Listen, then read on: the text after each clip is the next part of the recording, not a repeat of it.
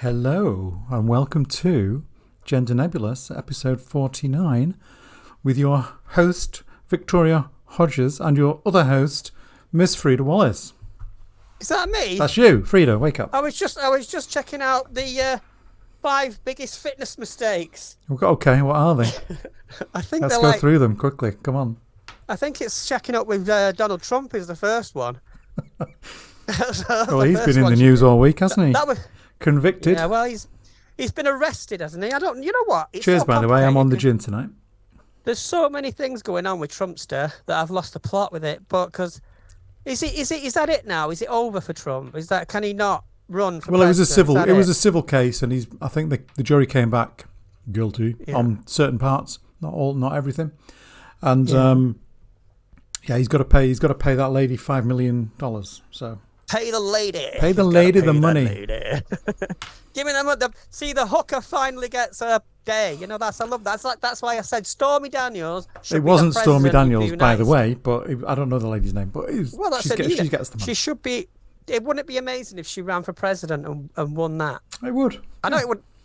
Yeah, we've had this conversation before where I have got this fantasy political scenario where Stormy Daniels is president and Monica Lewinsky is vice president. That's my ultimate aim for American politics. That's why I don't work in politics. That would be a pretty awesome twosome, wouldn't it? Imagine that. Yeah, a bit like, say, Samantha Fox being prime minister and let's say Lindsay Dawn McKenzie being Chancellor of the Exchequer. Hey, you never know. You never know. These things happen. The hookers will have their day. Well, I'm not Sam Fox, by the way. Let's just get this straight for legal reasons. Be careful who you say hooker is here, please. No, Sam Fox is a glorious lesbian. I think you got yourself enough trouble this week, love. She's a glorious lesbian with fantastic pair of knockers, just like me. So, I don't know where we're up to with this. Well, tonight's topic is it's about transphobia, isn't it? And fighting hate, and on the front line of transphobia. That was kind of the theme we were going with. So if you haven't noticed, I've deleted all my social media. Yes. I can't talk in too much detail about why, because it's a legal matter. But it's happened to a lot of us, where you'll notice, you'll make one post or there'll be one thing, and then all of a sudden one big account gets hold of it with something like 500,000 followers.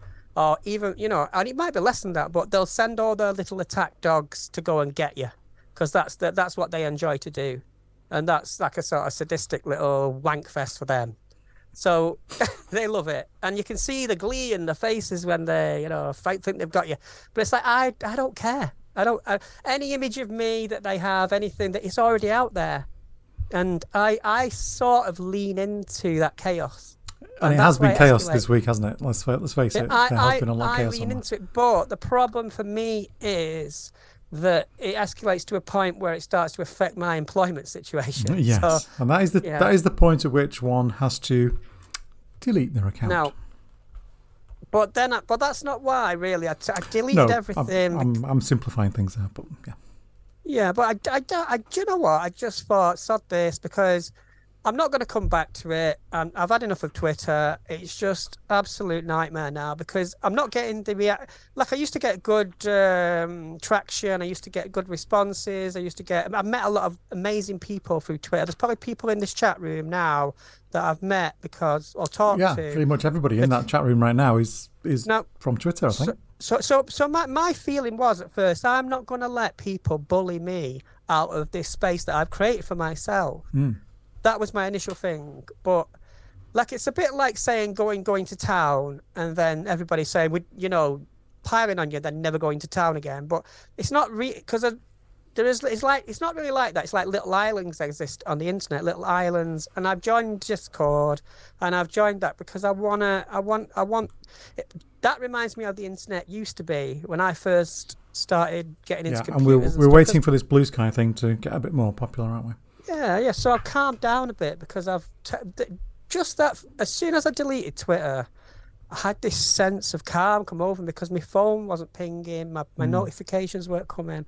So what have you been doing with all your spare time this week? Not having Twitter? It's like You used to be on there like every 40 seconds. Now it's like, what are you doing? What are you doing all day long? Well, I've been writing a bit more. I've been writing police reports mainly, but I've still got like my main social media now is my WhatsApp, because the people that I care about are all on there. That they actually can see in real life. It's really annoying though when you delete an account like Twitter, because you've got loads of contacts that you want to keep, and then you kind of lose them, and you can't connect with people that you want to connect with. I know I've had I've had loads of messages this week. Is Freda okay? What's going on? All positive, nice messages. Thank you for yours, Roger. That was really nice. So people are inquiring about you. So. Well, yeah, I think when you suddenly disappear and don't tell anyone, that's because they sort of saw what was escalating. Yeah, and I had a bit. I have a bit of a meltdown, and it all came to sort of a culmination of where I sort of self-destructed a little bit, and I needed to pull myself away. And there was one of the catalysts was there's a journalist called Mick Wright, and I follow him on Twitch. He has a show on there. Do you call it a show? A stream on there called The Paper Thing, where he just reads the papers at you at 100 mile an hour. So he reads all the papers for one day, and it's really funny. Just like, takes the piss out of all the, journalists and everything. And he's a really serious journalist, Mick Wright, and he writes about social injustice, and he's been exposing nepotism in the media. And it was through he contacted me on. I think I reached out to him because he posted something from Byline Times that I wanted to give him some extra information on. I think it was that. It was a long time ago, actually, that. So he started following me and retweeting me, and he posted about me saying, what's happening to Freda is... I can't remember the actual wording of it now because everything's deleted, but he even knew it was Glinner. He knew it was Glinner causing all this. So I can't even... he knows about that situation. So just rolling back there a little bit. So I don't want to rant on about this for an hour. No, obviously not. But when Mick did post that, they tried to go for him as well, but they didn't realise. Well, this is what happened. This is the Coalface of transphobia, isn't it? They kind of go from one person to the next as, to see what damage they can do, and they do a lot of damage. I mean, I've experienced it in the past. You've experienced it. I think pretty much every trans person on Twitter has experienced this in some form at some level. The more exposed you are, the more you expose yourself. Haven't you? Yeah, I mean, I was in Pink News with a story about me a couple of years ago. Had an absolute nightmare on Mumsnet after that. So yeah, there are things, that we are kind of talked about behind about. You don't even know half this stuff is going on. I went on Mumsnet and there's like 4 threads about me. There's probably the same thing going on with you now, Freda, on various well, I'm not looking. I mean, some people have said, have you seen this? What's on here? Have you seen that? I can kind of guess. I've seen a load of things. I've seen some really horrible comments on Twitter this week about you. I've reported a few accounts. I don't mind saying that. Some accounts have been suspended, which is great. But yeah, I mean, let's not dwell on it too much. It is what it is, and it's going to get sorted. The thing is, if I leave this now, it'll die down. They'll go on to someone else. They'll go to somebody else. The bigger picture for me is it's the mechanism at work here, because you've got big accounts. I'm talking people with almost 1 million followers that are willing to boost people. They're just really hateful, and then they're little, like I said, they're like a sort of rabid kind of mob of. It's like it really is a witch hunt. It's like, people talk about the Salem witch trials and all that. They'll find their witch that they want to get. And even if you say something and you don't mean it in the way they interpret it, they'll still attack you, even though if you say that's not what I meant. I didn't mean that. You'll still get attacked and attacked and attacked because they're just trying to find something. The thing is, Vicky, they know that I'm not. I am a witch, and I lean into chaos. I'm mistress of chaos. So it doesn't really it doesn't affect me but when it starts to affect my actual real life. Well, and then it starts affecting your fans, your family and your friends and other people who are connected with you, because, it kind of spreads into their world too. So it's, you've got to be careful with it. Because that's why I kind of lean into it and put little subtle things into my profile. Because like I had the Lucifer thing, and people always pull me up. What's you a devil worshiper? Yeah. Well, yeah, she is, I'll but... make a. Yeah, I definitely worship the devil. When I've been to Asda and done my shopping, when I've watched Jeremy Vine, I do a bit of devil worshipping in my spare time, but it's not my main hobby. They don't understand the symbolism of that, because the people that know what that means, that Lucifer thing from the kind of anger, it's like the original kind of pride flag, isn't it? So that's where that image comes from. It's nothing to do with evil. Can you see the chat, Freda? Should we say hello to? I can't because I've not got enough screen. Okay, you need to get some more. You need to get some more screens. I'm trying to keep my bandwidth down. Okay, if you can open a screen, there's lots of messages flying in. Right. By the way, with the chat today, I have put some extra security measures in there. One thing you may have noticed if you posted a comment is that there's a 20-second gap between reposting messages. I'm only doing that, and it's not because of you, it's because if some idiot comes in, I can control them and get rid of them. I did notice that some so people I'll probably get rid of that later, but that's what I'm doing. I had to delete loads of comments off my own stuff, and there's been comments on this YouTube, so people have been sharing and clipping this podcast. So obviously I say a lot of mad stuff on this podcast, and if you take it out of context, like if I say something, I could end up in trouble because I name a lot of people on this podcast. Yeah, well, we're not doing that anymore. We're no more names. No, but if I do that, and then the only time you can name somebody and it's okay is when there's a story in the press about it, and we can talk about that story. Is this well, okay? that's the job of Camilla, I believe. Yeah. So. Yeah. So another thing that reminds me about this, I connected with Mick Wright, is he broke that story about the protesters. The people that were protesting the coronation. Was it Republic? Republic, and then, with the ones dressed in yellow, and Peter Tatchell was protesting with them. Yeah.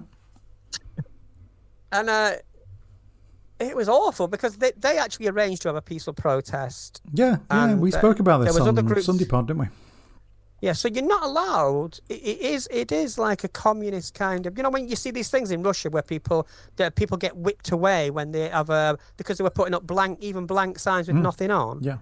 What you're supposed to do, now, I've seen discourse, I've seen conversations in the media where, because it was the coronation, they had to be really careful. They didn't spook the horses. I was like, you know what? Spooking horses, if you have to make your point, it didn't do the suffragettes any harm, did it? Well, there was some organisation giving out rape alarms, and I think that was a legitimate thing. But the so-called fear was that they're going to be used to spook horses. I think that's probably. But it's a moral argument. It's like saying, "Oh, the poor horses. What about the horses? The horses don't want to be there. Those horses are so well trained. Imagine you're a horse in a band, and you've got like drums on each side of you, and then there's all kinds of loud music going on around you. Those horses, they're trained to imagine a police horse. It's trained to be in a riot situation. So it's not like they're going to be getting spooked by stuff too much. I'm just imagining the horses trying and going, I could have been in a film, I was supposed to be in a movie, a western, and now I'm stuck doing this. And they've probably got their earplugs in anyway, the horses, They don't want to be there trotting along with policemen on the back. They're like... Why can't they just get rid of the horses? Just get some electric cars next time, Yeah, they're like, I could have been a racehorse, I could have been a contender. Yeah. So anyway, let's say hello to some of the people in the chat. Just let me make a serious point about this, because people are being arrested for basically a peaceful protest, right? Yeah.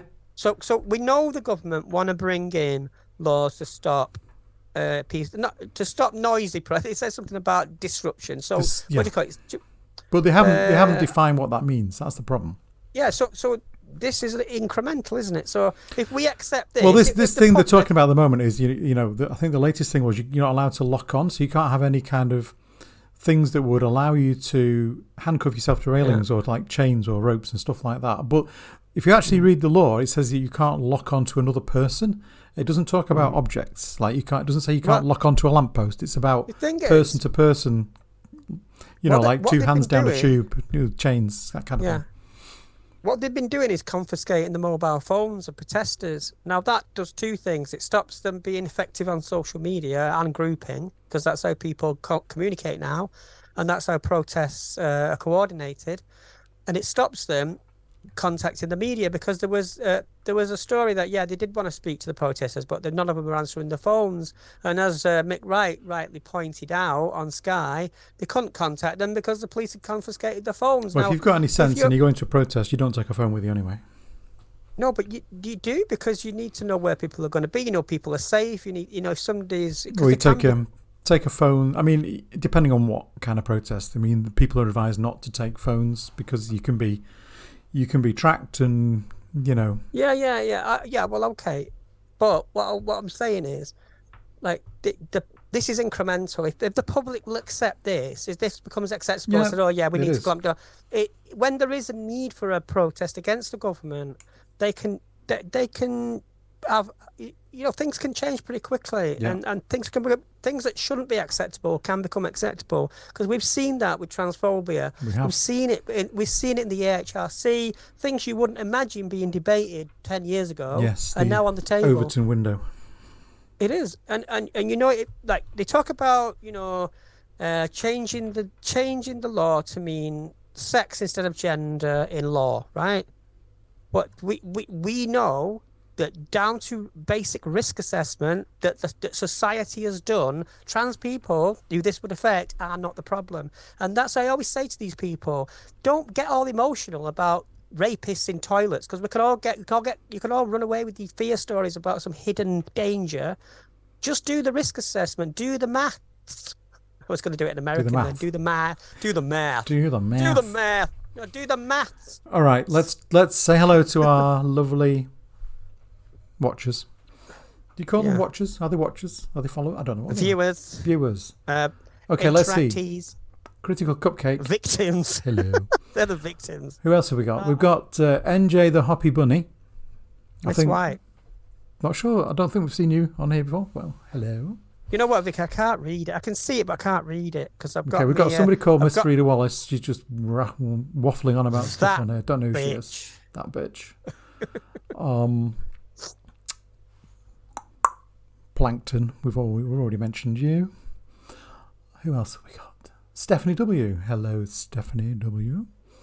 So, what's the general discourse? Sabrina Naves, I think it is. Sabrina the Teenage Witch. Yeah, she's on too. Just Mux read me White. a couple of comments. Hello. Who else have we got? Can you read a couple, because I can't see them? Just going through the names, and I'm going to pick out some comments. Oh wow, there's loads.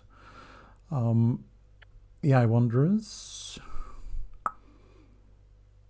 I'm really scared about where this protest thing is going, because there's gonna be some pretty hefty protests over summer. I'll go in reverse order with the comments because there's so many. Stephanie W, love you, Freda. There you go. Support for Freda. Thank you. Love you too.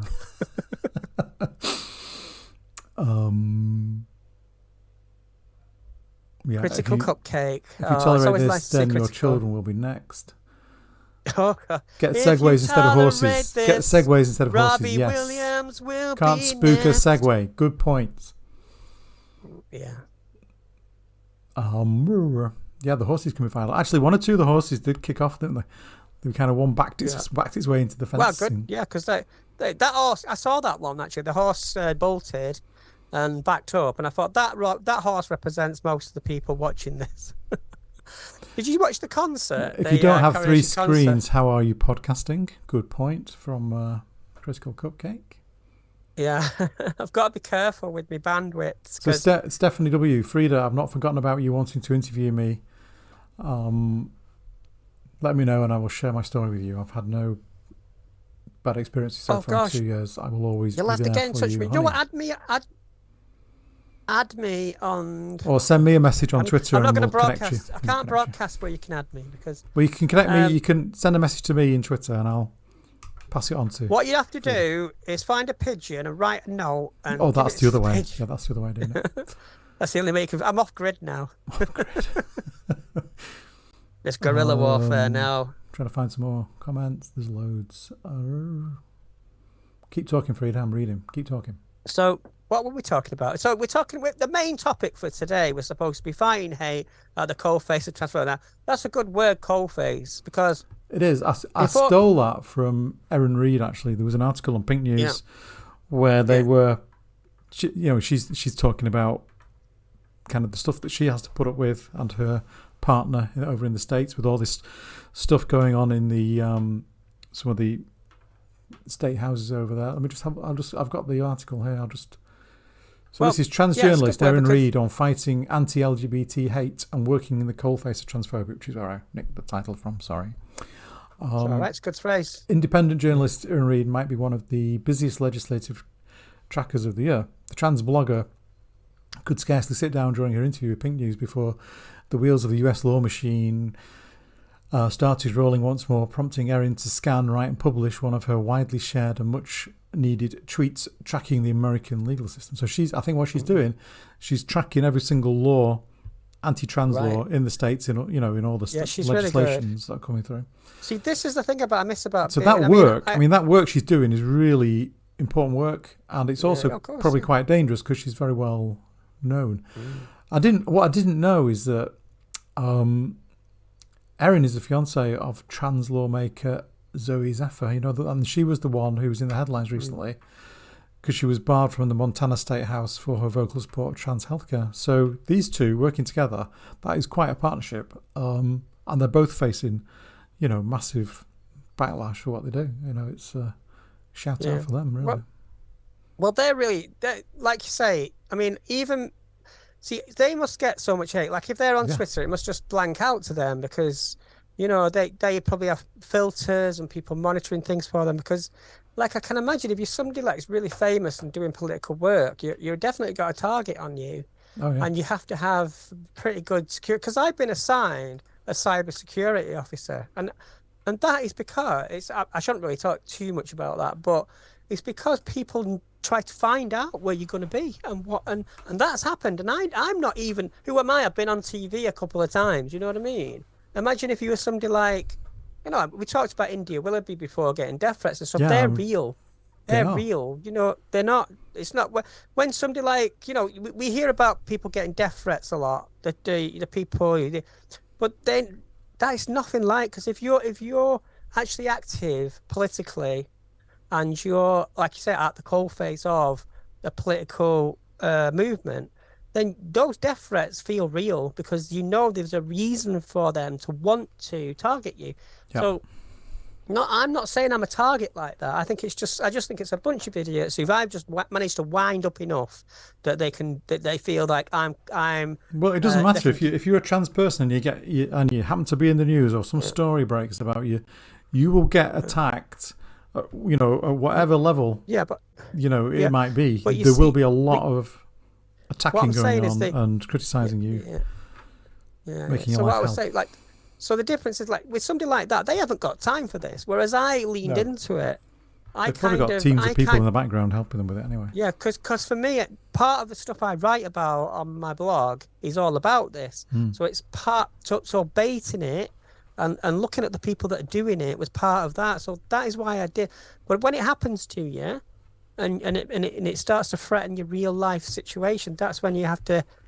No, I'm not shied away from it, but I've had to do some damage limitation and protect myself. Not because I think somebody's going to turn up and do anything. It's just because I can see it escalating. Yeah. So I know I'm mental, but I'm not that bad. I'm going to put my family in danger. Do you know what I mean? Comment from Roger. Email me your Discord name, please, Freda. I will do, yeah. And I think L Wonders, is Mick Wright broken bottle boy? Yes, he is. He is. Yeah, that's his Twitter handle. Yeah, he's great because he was the first journalist I felt like understood the issue, and it's not because he's involved in the trans debate. It's just because he understands the social justice. Like when you see trans rights protests, they're not just about trans people. It's about the idea of losing power. It's about rights. It's about civil rights, and trans rights are part of that.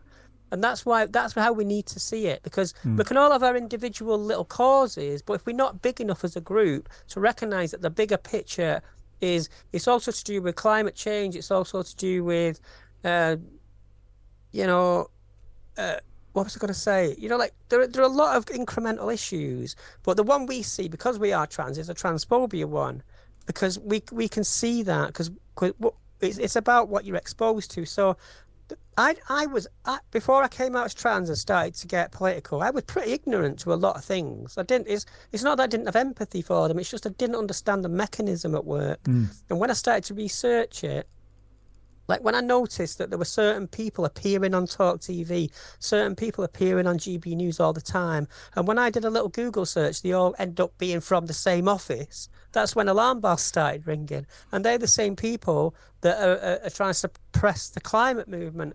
They're the same people that are trying to suppress any kind of feminist movement. And they have a lot of power. They have a lot of power politically. Now, because we've not had a proper general election in 13 years, those people have been allowed to creep in through Brexit, through the COVID times when people took their eyes off the ball. Those people have been allowed to creep in and infest like a malignant kind of mass, and this is where we are now. So if you just look at it as a trans issue, you kind of got a blinker on. Yeah, it's to what it's all about, and that's why Mick Wright, when he kind of recognised what was happening, it's because he knows. It's like any journalist worth their salt recognises patterns. Yeah. Should we talk about the podcast? You were on a podcast yesterday, didn't you? Recorded a podcast? Yeah, I went on a podcast with William Campbell. What's the podcast called? It's called, oh God. So I'm testing you now. Don't expect me to remember. Come on, things. you were on it. Well, you've recorded it. It's not been. I don't think it's out yet. I've got to keep talking. I think you posted it to me on WhatsApp. It's called Here's Now. Yeah. And the website address is here'snow.ie, Ireland. And, so I'm not sure if that's a podcast which is on podcast hosting sites, but it's like a website based one? I'm not sure. He does a radio program on different affiliate. So when's that coming out? He said he'd give it a week. Give it a week. So he has to. He said let me get you. I'll give you some background. I know I'm talking really fast. Go on. Talk about it. Well, Graham Linehan was on this podcast it's about a week ago, and at first I thought, oh God, another one, because usually whenever anybody like this goes onto a podcast, it's usually with somebody they just agree with anyway, and they just nod along, and they're all there for the transphobia. And the that's all it is. It's just like somebody qualifying someone else's opinions. But the guy, William, was really good with Glinner. I mean, I was really impressed. Was Glinner his most recent podcast prior to this one? Yeah, that was it. So I contacted him, William, and I said, I thought you were really good with Graham Linehan, and that's rare to see that somebody being challenged like that. I've not watched it, but and I said to him, I want you to challenge me in the same way. Is it with video? Is it a video podcast? No, it's just audio. Just audio. So I said to him, I want you to challenge me in the same way. I don't want to come on and have a nice fluffy talk about, what it's like to be trans and how Graham Linehan's because I can't mention him in the podcast really, because if I start going down that road of talking about what he's done, it kind of muddies the water. So he asked me the question, all the usual transphobic. Yeah, right. They're not all transphobic. I'll say there is some weight to some of the arguments when it comes to single-sex spaces, prisons, and sports. Right? You could have a logical argument there somewhere. But the point is, the only reason I'm there having that conversation with him is because there's been a movement to make those arguments important in order to exclude trans people from a debate. So when he asked me about those things, my only attitude is really, do you think that's realistic? Do you think that trans people are taking over sport?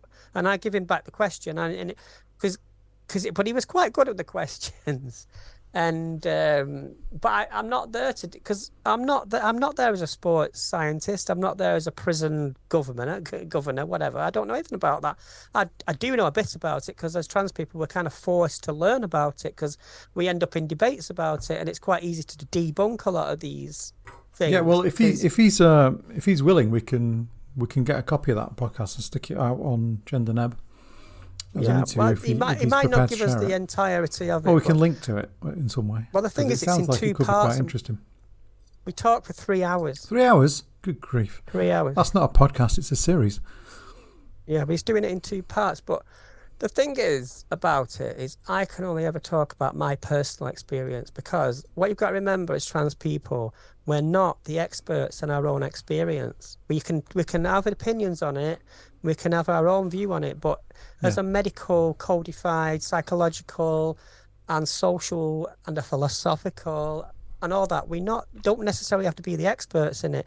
You don't even have to have an opinion on it to be trans. It just happens to be I like to flesh out those ideas, and I like to think about them, but you've got to do it in good faith. If there is going to be an argument about trans inclusion or trans acceptance, it can't come from people like Sex Matters or the LGBT Alliance. So it can't come from them. It's got to come from people who understand why we do accept.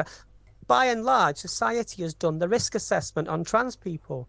It's done the work. It's done it over 100 years, and that is why we have the laws we have. It's not because there's one trans rapist now, or there might be a few. There might be a whole army of trans rapists for all I know. But we're basing it on years and years and years and years of law. And you just don't undo that because we have a political climate where a media that is exploiting those arguments. So I can say to you, Vicky, say there's a trans athlete, and we see she's winning everything.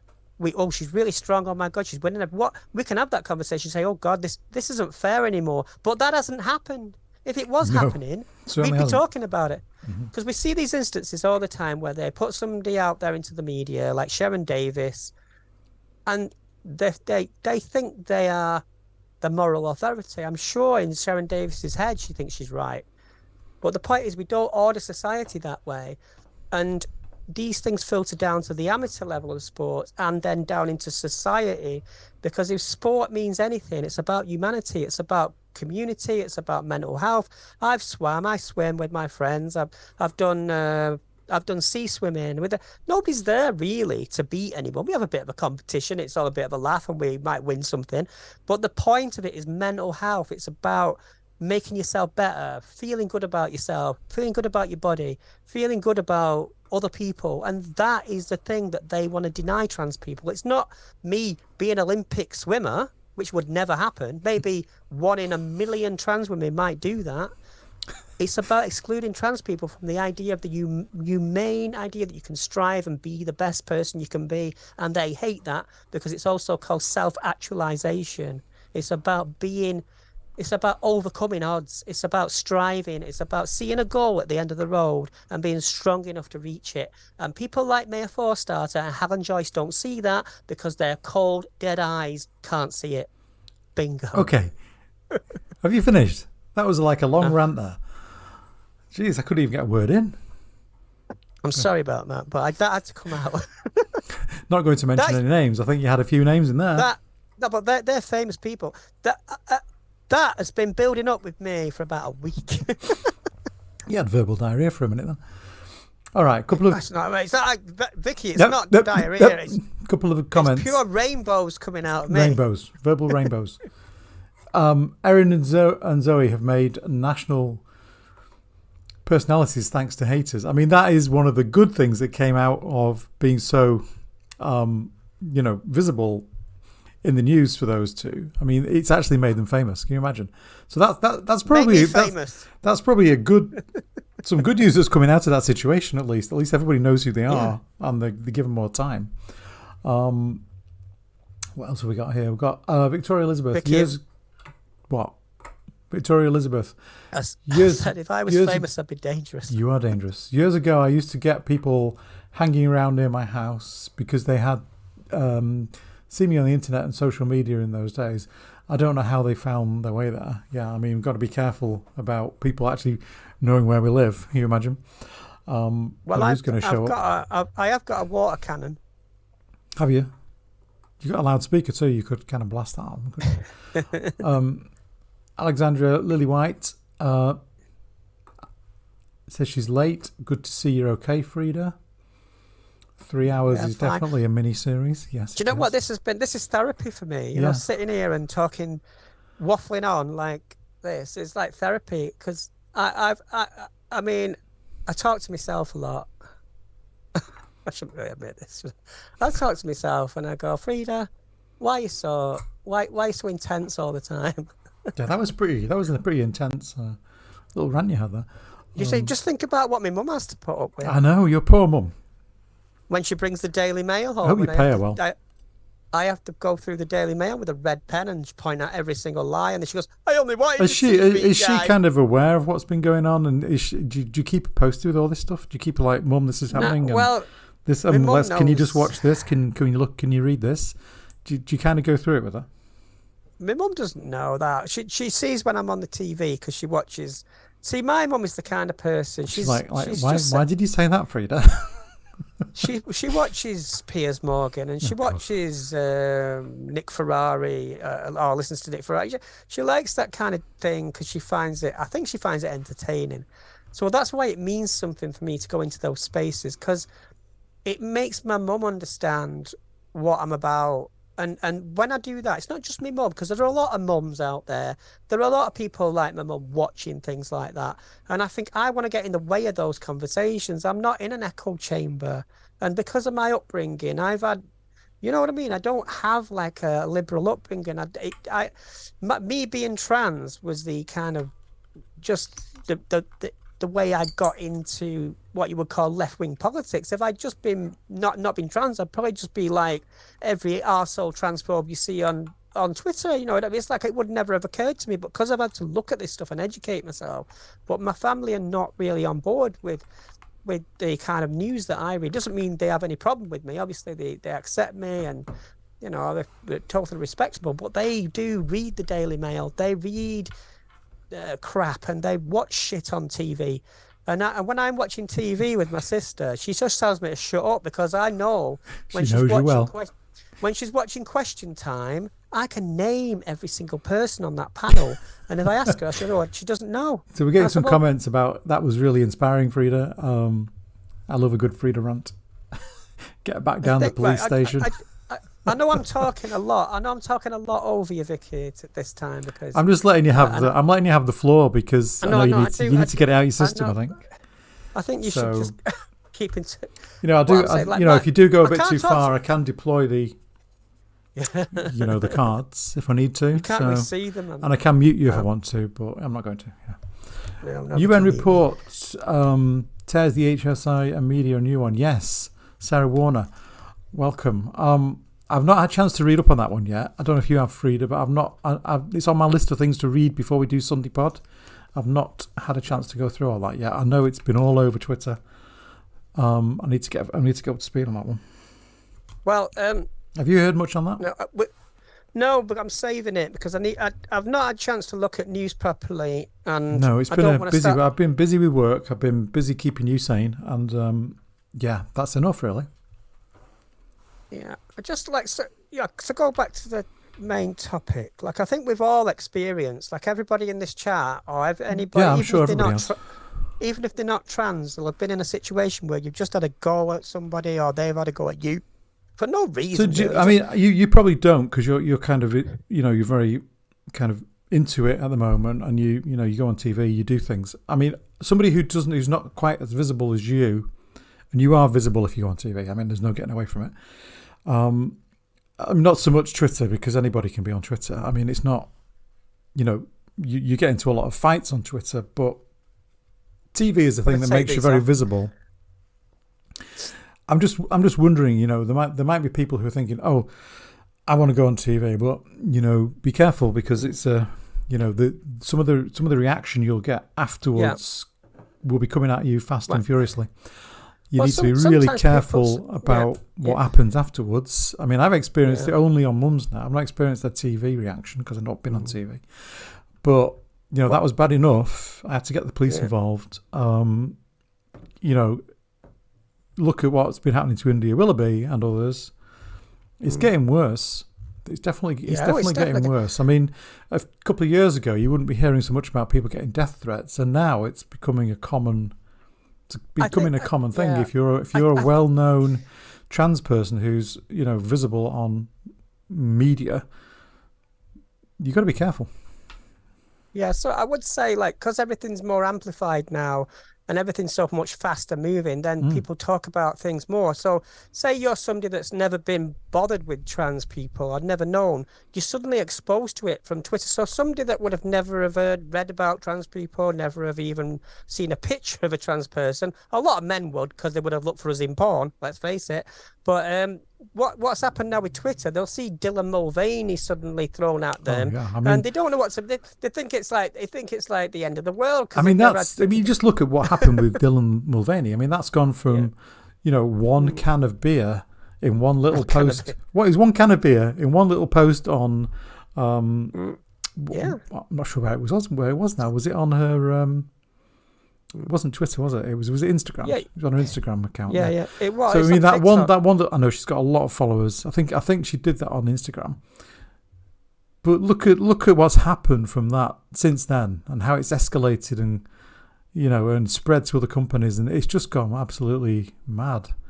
I mean, she's probably been getting death threats. It's insane. It's terrible. But you see, the thing is with that, like. Everything's, like I said, fast moving. You only have to look at TikTok. Like when I first signed up for TikTok, it's like imagine Tally, but speeded up to number 11, and it's just this reel going round and round and round. It's like, so you kind of algorithmically kind of see the things. What tends to happen with TikTok, and I think with all social media, really, it shows you the things you hate and the things you love, not really anything in the middle of that, because that's what is algorithmically hot, because you will argue with people with things you dislike strongly, and then you will bond with people with things you dislike, which you like strongly, but there's no nuance in it. So you're going to come head to head with somebody that's completely transphobic with somebody that is trans, and that's not going to be a good outcome. So there are moderates within that conversation probably, but because those two people have met like that, they can't understand the debate now, because you've got people on the trans side that are so vehemently angry because obviously our rights are being taken away, it's hard to get healthcare, quite rightly that we're angry, with somebody that's just posting transphobic content all day. Now, obviously, it's very hard for trans people then to communicate to somebody moderate that we're right. When somebody who's on the trans side, I don't like to think about sides, but on a social media scale, there's definitely a side.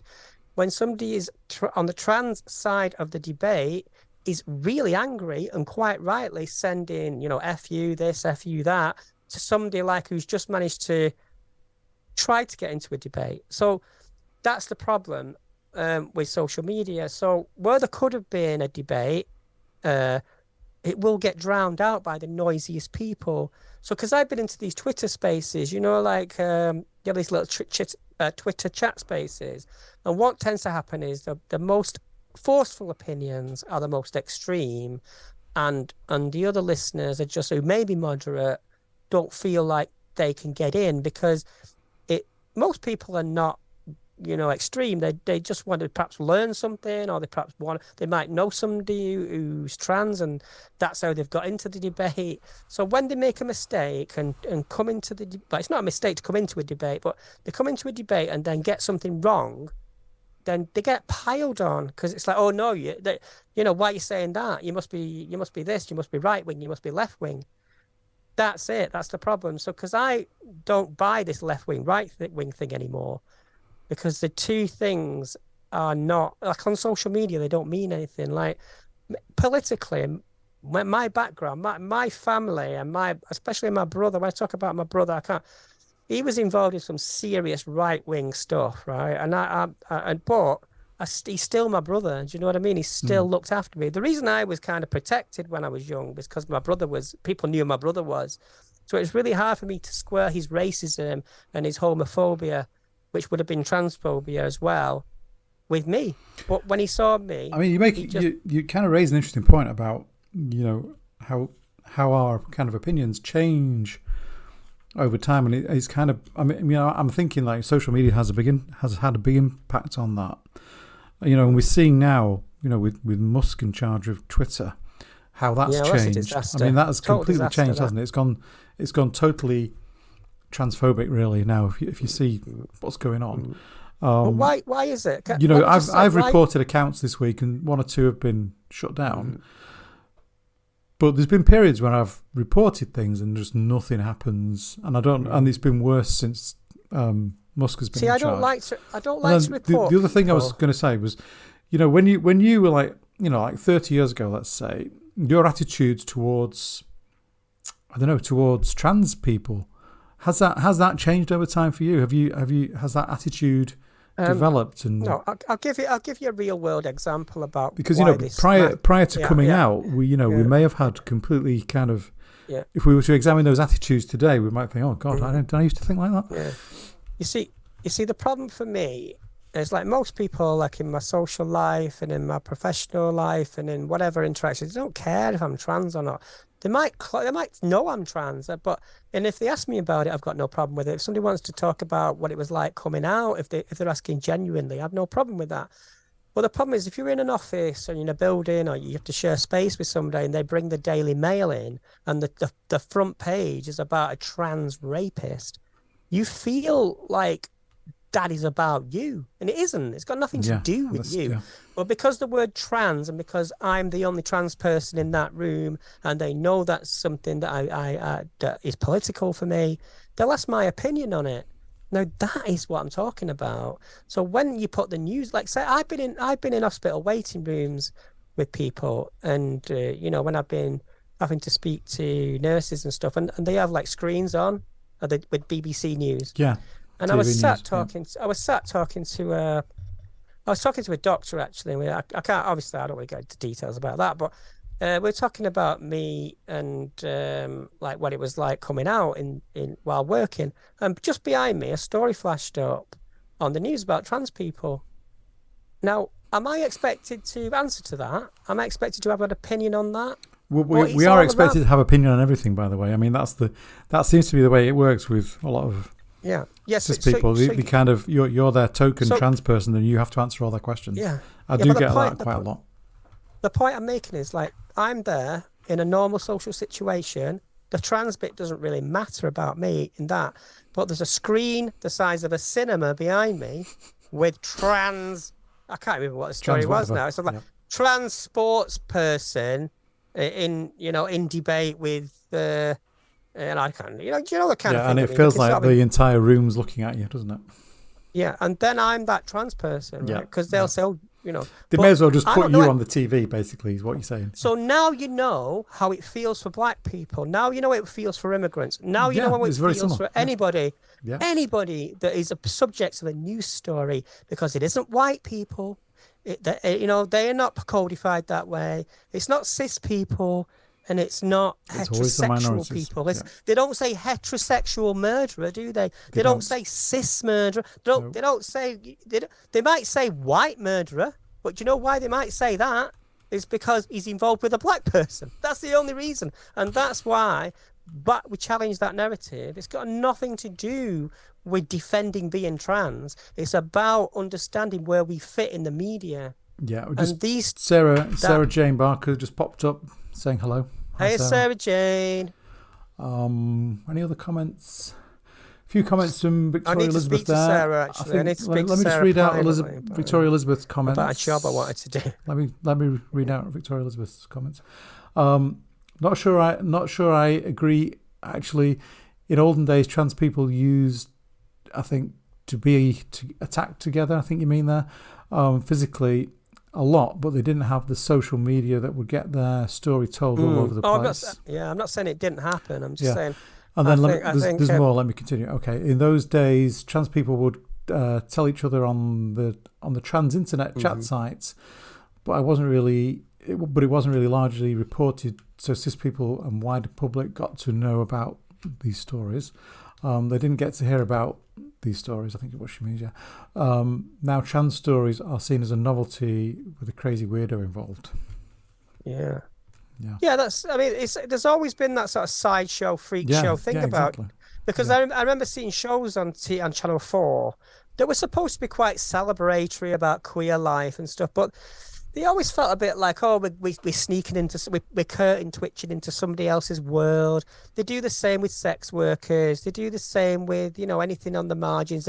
They'll have a journalist who's quite prissy and like fairly middle class looking, and I don't know, you look middle class, but do you know what I mean? If they look fairly heteronormative and they'll go into some kind of, oh, look at me, I'm a tourist in a weird world. It's like, no, just respect people that are different. You don't have to be like some kind of explorer.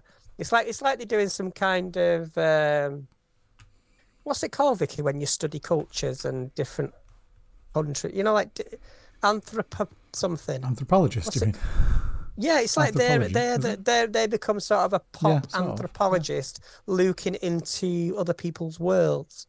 And that's how I felt trans people were portrayed a lot of the time, because they'd send like a cis white woman to go and talk to trans people and try and understand something, instead of letting the trans people have that floor and talk about themselves and not be led by some kind of director that wants a cheeky little gotcha moment.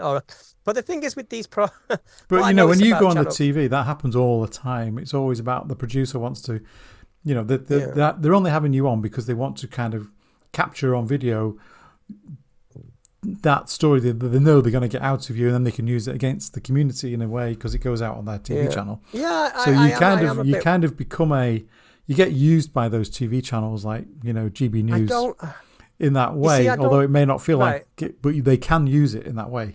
So you have to be really. This is why I always say when you go on these things, don't get drawn into the conversation with the host. Well, I don't. Make your points. Just go in, make your points, keep making your points until they stop asking the question. I mean, because I have asked. I know we talk about Peter Tatchell quite a lot on this pod, but I think the way if you ever watched him in an interview, he kind of ignores the bullshit that's coming out of the interviewer, and he just repeats his points. He's really good at that.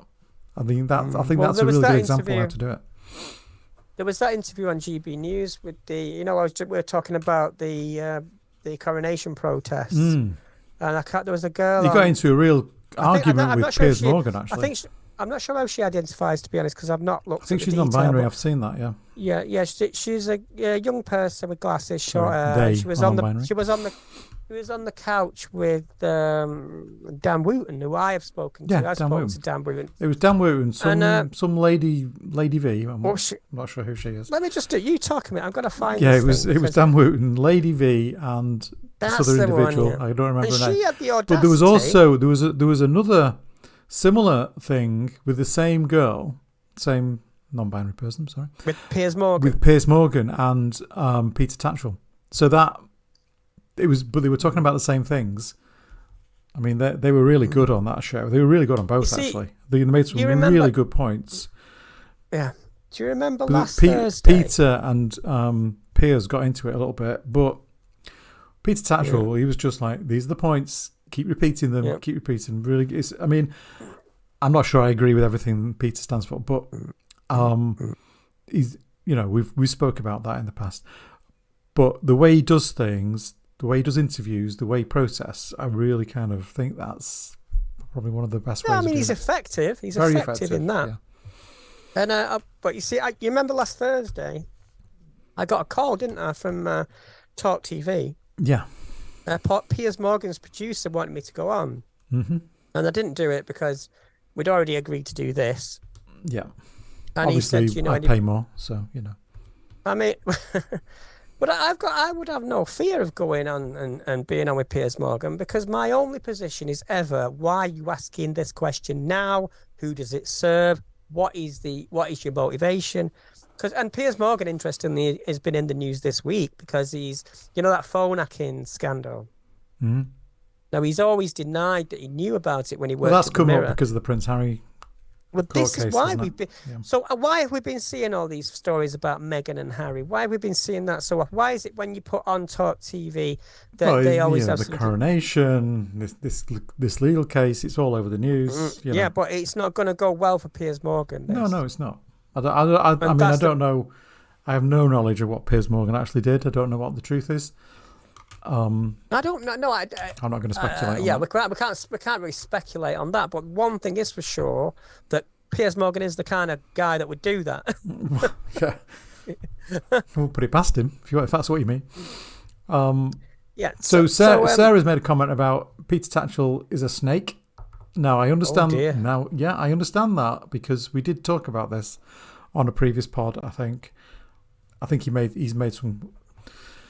I don't know what the word is. Some comments in the past, in the long distance past. Yeah, I mean, people say things in the past. I think you need to, when you read that, you need to understand what he's really saying. Yeah, but I don't. It's as far as I'm aware, Peter Tatchell has never hurt anybody. He has never ever been involved in any crime.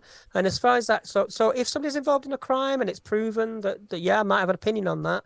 But until then, to me, exactly. they're because they're a voice out there.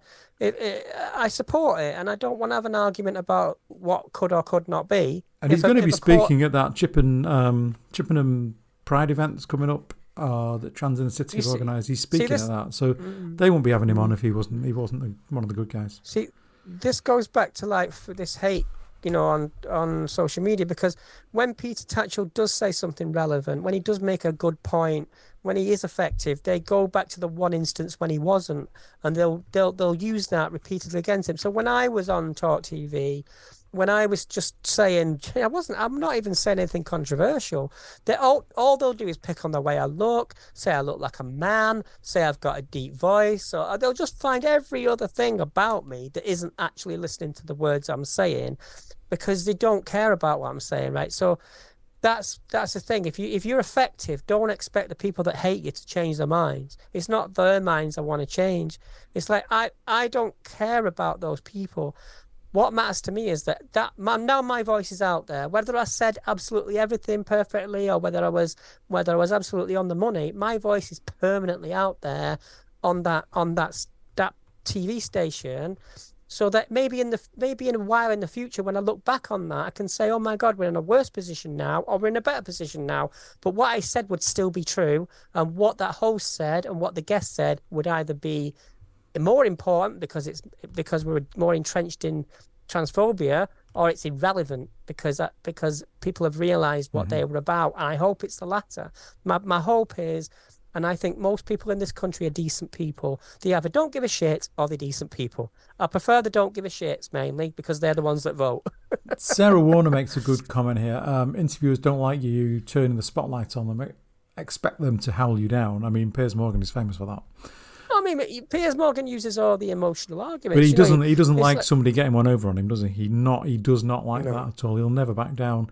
He'll never admit he's wrong. He'll just keep going. That's really. But, I mean, if you think about it, it's a really bad quality for someone who's supposed to be doing an interview. It makes them look so stupid when they do that. But they're not there to have a reasonable discussion. They're there to provide entertainment. Well, yeah, I mean, you have to remember what show he's on. They're there for the advertisers. They're there to sell pure cremation and KFC, not have a conversation about transphobia. Yeah. Do you know what I mean? It's like, so I'm fully aware of that when I go, because it's like I've spoken to them. They said they went, right, this is, I've spoken to Sarah Jane Baker about this because I said I'm going to come to London soon and I want to meet up with you and we're going to go to Talk TV because they have invited me. But the thing is with that, you have to be fully aware you're along for the ride. You're not there to have a debate about trans people that's going to end in a like a philosophical discussion. You're there to spar with them, and the only way to do that is to expose the reason they're doing it. So instead of talking about they might come to you and say, do you want to talk about, they'll ring me up and say, oh, there's a sports person that's trans and she's whatever. That's not really the subject, is it? The subject is trans exclusion and its place in the media, because it's happening in the media. It's not happening. But if you get a bit of a warning about what the topic is, you can get those kind of points that you want to make on that. But people write them down on a list and read them out. As and when it comes up. Okay, I'll give you an example. I was talking to my mum earlier. And she said to me, oh, no, do you know what, Freda? People are always going to have different opinions to you, and you've just got to get on with life. And if you go battling everyone you meet, you'll never have and I totally understand what she's saying, because she's thinking about my mental health. But the thing is, my mum thinks it's a debate with sides that are reasonable, and it's not. It's about people that want to reduce our civil rights. So the only demonstration of this, like if you do, people that say, oh, what's J.K. Rowling said that's transphobic? How can she be? Like, if I mention J.K. Rowling to my mum, she just thinks of her as a nice lady that wrote a children's book. But all you have to do is search the hashtag I stand with J.K. Rowling on Twitter, and that'll reveal to you what she's actually doing. Now, if she was a decent person, if she was that nice lady that just wanted to write for children, she would call that out immediately. She would say, I don't want anything to do with this. This isn't what I am. I'm a wholesome person. I'm Katie Allsop. But she doesn't do that. What does she do? She amplifies the people that do it. She pays for the promotion that people amplify it, and she pays for people to go into the media. And she takes them all out for an expensive lunch. Yeah, exactly. She'll drink 50 quid bottles of wine with well-to-do ladies that just have no other interest in authoritarian conservatism and Christo-fascism, that is what it is. And so if she was that good person, do you think she might just go, oh my God, what have I created here? But she never does that, does she? When I say that to my mum, that podcast that was done about her. Vicky, you just stopped me landing that. Go on, land your point.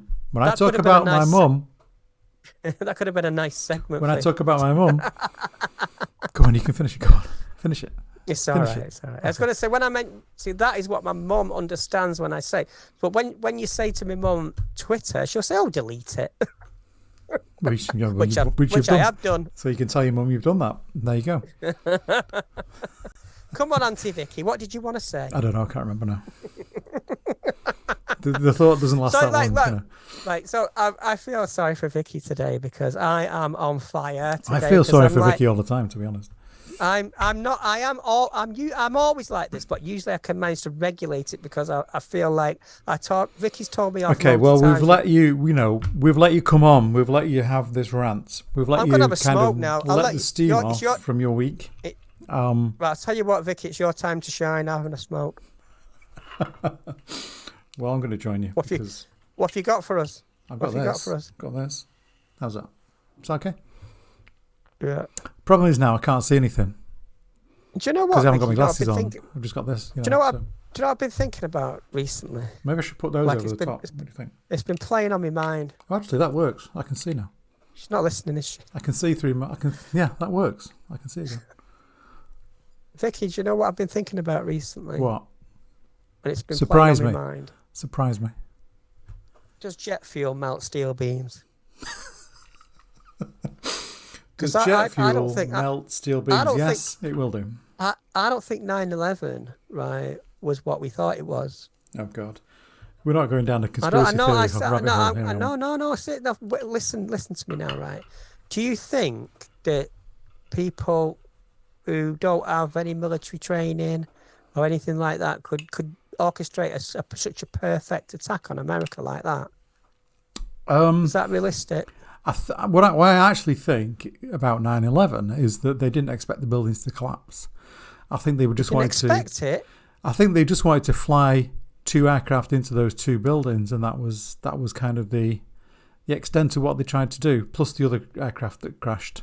I don't think anybody was expecting seriously for both of those buildings to collapse.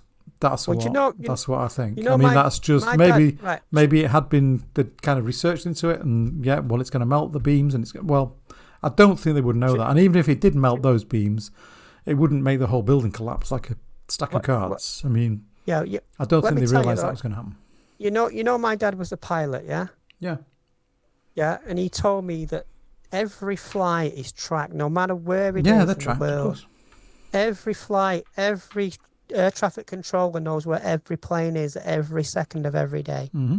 So why did they let that? Why did they let those 2 planes go off course for that long? Well, they probably weren't expecting them to be flown into buildings. But they could have been intercepted. Well, there are kind of thoughts that one of them was, but we'll never know. Well, on that note, so what? I mean, I'm not going to get into 9/11 conspiracy theories. The reason politically and economically and all that is the reason where we're at now is because of that.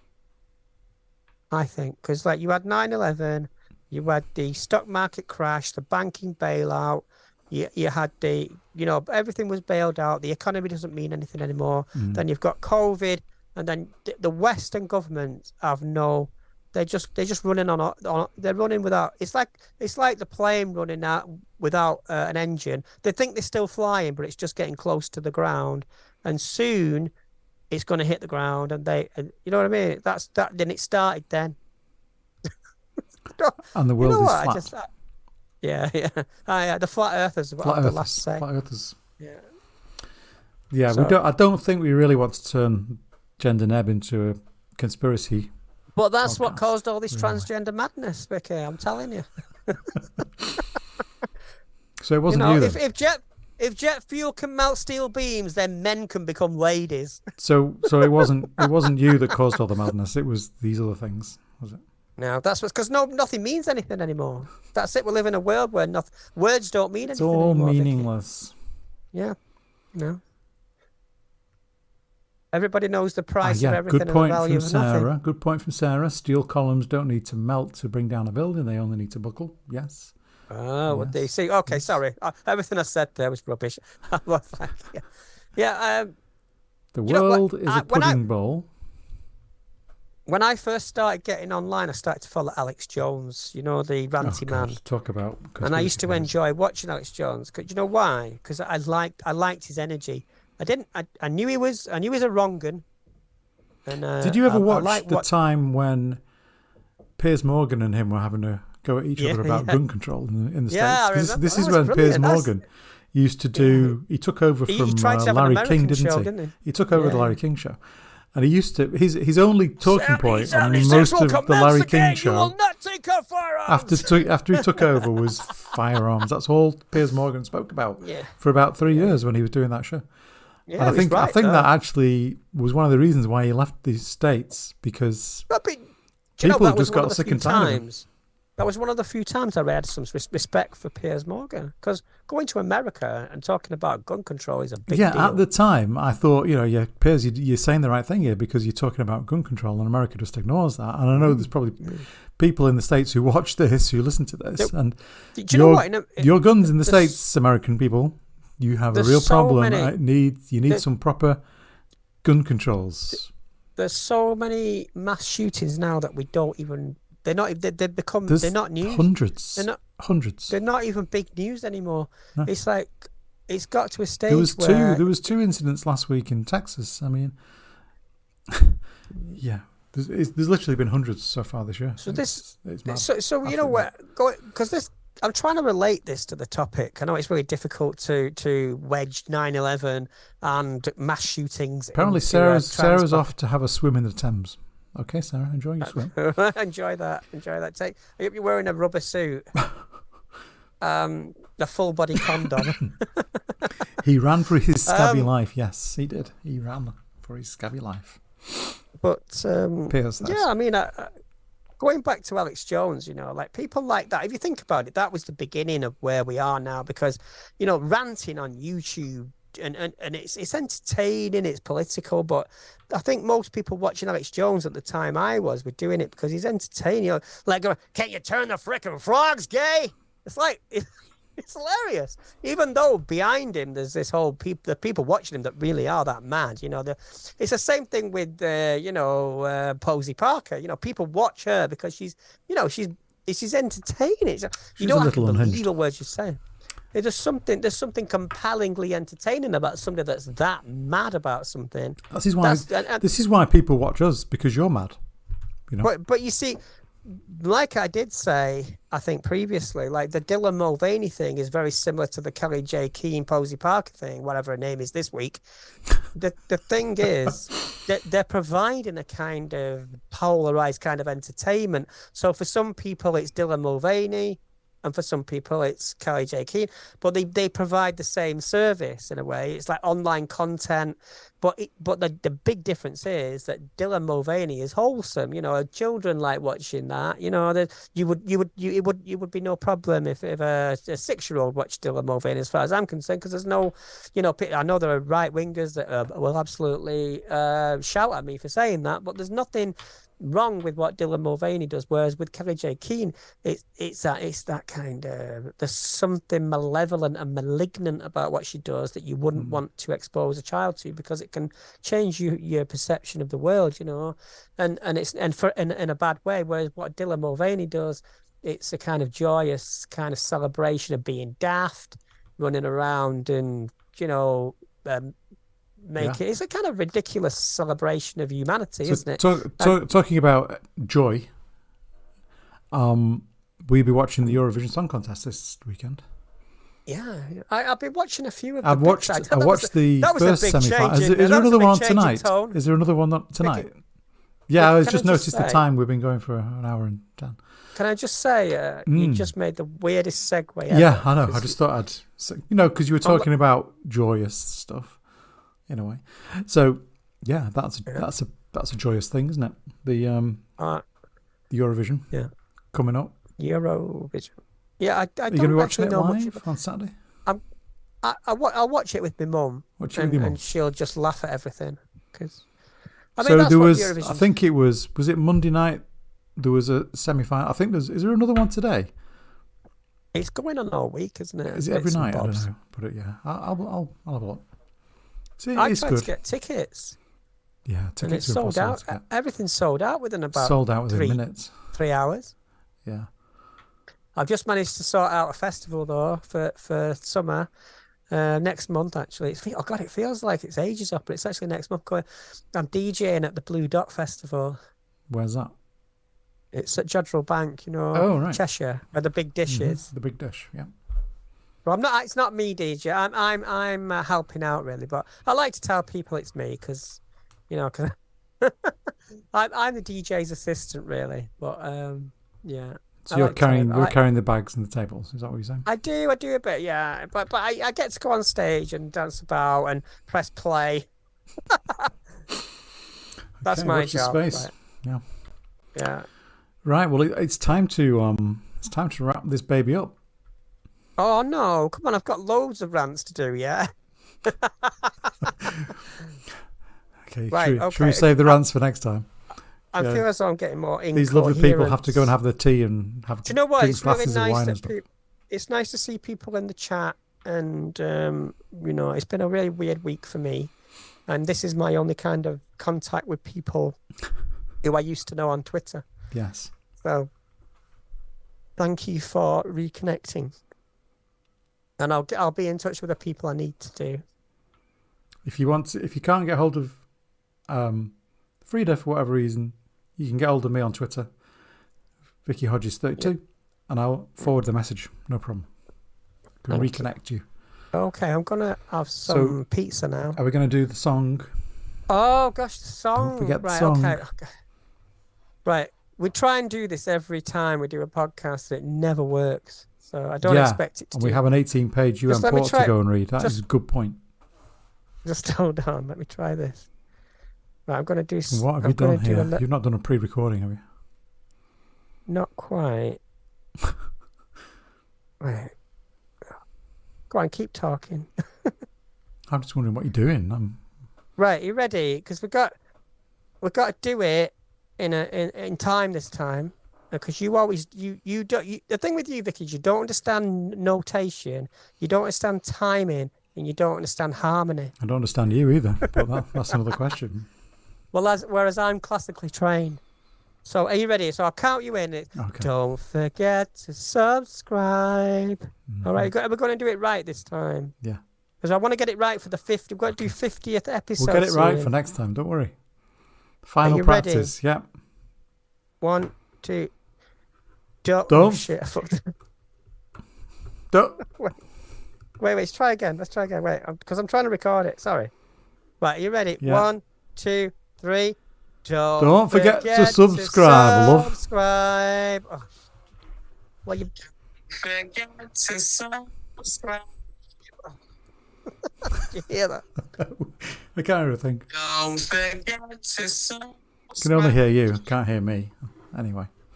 Well, that'll do. Yeah, that feels like what's been happening all night, really. Anyway, it's a real page turner. The 18-page. It's time for me to meditate. I need to go find that and read it because it sounds interesting. Yeah. Anyway, let's go. Don't forget to like. Don't forget to subscribe. Don't forget to come back and listen to us once more. Our next show, whenever it's going to be, will be the 50th. We need to plan something exciting and special, and yeah, you know, the usual stuff. So anyway, I'm gonna meditate now. You ready? Bye. Bye. Namaste. I can't find the buttons. Hang on. Bye.